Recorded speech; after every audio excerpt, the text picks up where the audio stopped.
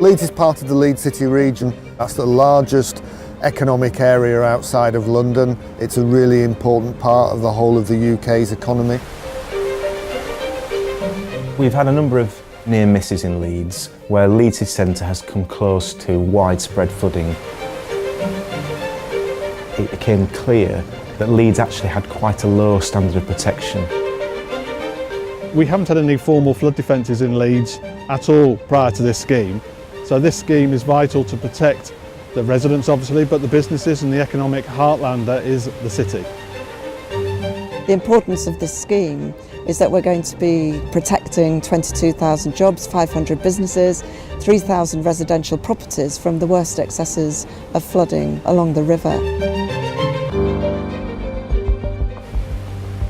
We've lived here since 2006 and we've been flooded 6 times. When the floods happened in Leeds on Boxing Day a couple of years ago, it was very big news for all of us in the surrounding areas because Leeds had never seen major floods like that. The river was literally flowing past the apartment front door at a rate of knots. It came into the front door of the apartment block and it was at least a metre deep. Outside, you couldn't get out in the street. We were trapped in for 3 days. I had a team that came down to repair a breach that had happened down at Nostrop between the river and the canal, and the river was emptying into the canal system where there is no formal flood defence.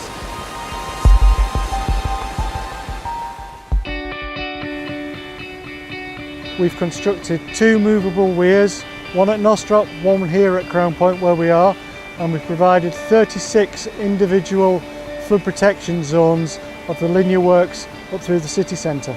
The project's main innovation are the movable weirs, controlled by air bladders. This is the first time this has been used for flood alleviation in this country. But the connection to the waterfront is critical, and the use of the movable weirs has helped facilitate lower walls, which in turn has maintained that connectivity.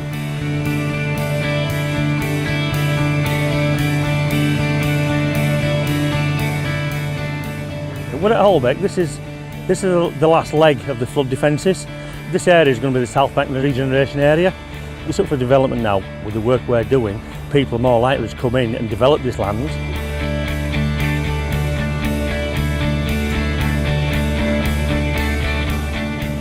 We're at Nostrop Weir in Leeds. We took out, I think it's about 800 metres of Nostrop cut. In order to do that, we've had to divert pedestrians around because we dug out the Transpennine Trail, which we are going to refurbish on the other side of the river. This footbridge is going to connect this area of the Transpennine Trail we stood on with the new one that we're going to construct.